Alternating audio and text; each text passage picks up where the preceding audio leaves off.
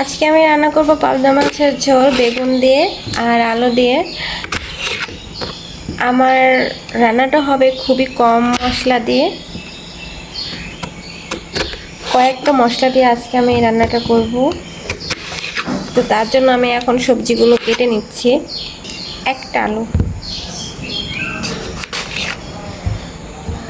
আলুটা না দিলেই না।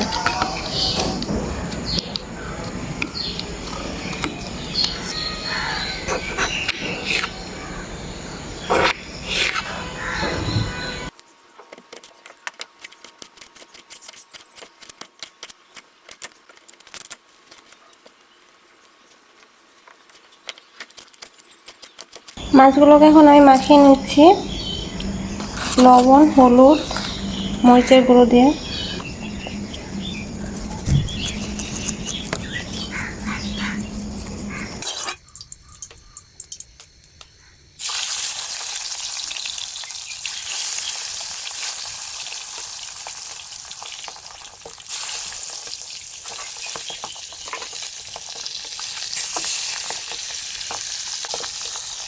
এই পাবদা মাছটা ভাজতে কিন্তু খুব বেশি একটা সময় লাগে না, অল্প সময়তেই হয়ে যায়।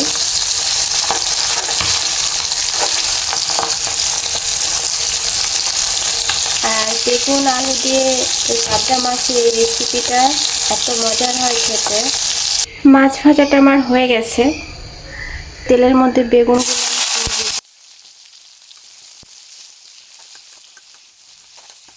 বেগুনগুলো আমার ভাজা হয়ে গেছে। এখন এই বেগুনগুলো আমি তুলে নিচ্ছি।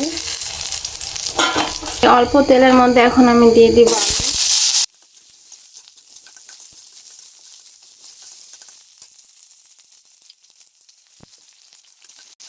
তেলটা গরম হয়ে গেলে এখানে আমি পেঁয়াজগুলো দিয়ে দিলাম।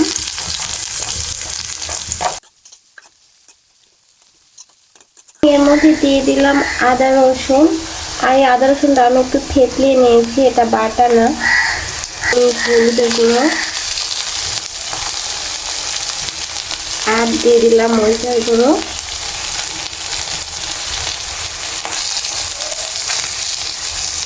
আর এখন এখানে অল্প একটু পানি দিয়ে দিচ্ছি মশলাটা কষিয়ে নেওয়ার জন্য। যারা ব্যাচেলার তারাও কিন্তু এই রান্নাটা খুব সহজে করতে পারবেন, কোনো ঝামেলাই হবে না, বা খুব বেশি মশলা বাটাবাটির কোনো প্রয়োজনও নেই। মশলাটা ভালো করে কষিয়ে নিয়েছি আমি। ভেজে রাখা বেগুন আর আলুগুলো, তারপর এখানে দিয়ে দিলাম পরিমাণ মতো লবণ।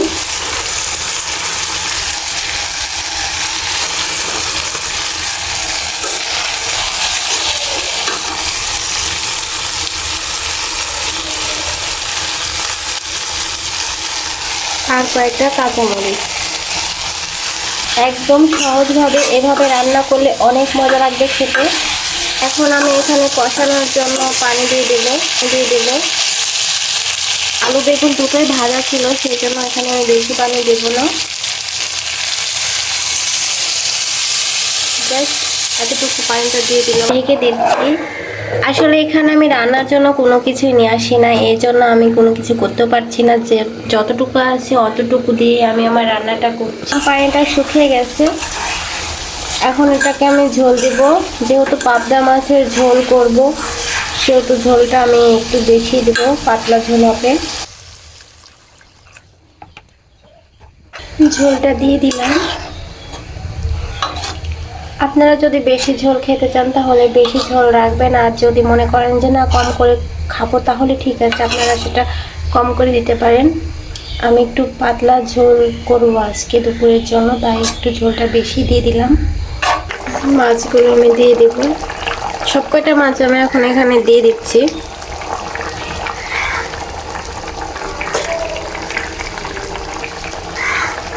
রান্নাটা প্রায় হয়ে গেছে, আমি আর 2 থেকে 3 মিনিট এটাকে রান্না করব। আলু বেগুন দিয়ে পাবদা মাছের ঝোল করাটা আমার হয়ে গেছে। এটা ফাইনাল লুক, দেখতেই পাচ্ছেন কতটা লোভনীয় আর মজার হয়েছে। তো খুব কম সময়ে অল্প কিছু মশলা দিয়ে বাটাবাটি ঝামেলা ছাড়াই আপনারা এভাবে রান্না করে খেতে পারেন, অনেক মজা লাগবে খেতে। আজকে ভিডিওটি কেমন লাগলো তো অবশ্যই জানাবেন, ভালো লাগলে লাইক কমেন্ট শেয়ার করে দিবেন আর আমার ছোট্ট পেজটিতে ফলো দিয়ে পাশে থাকবেন। আল্লাহ হাফিজ।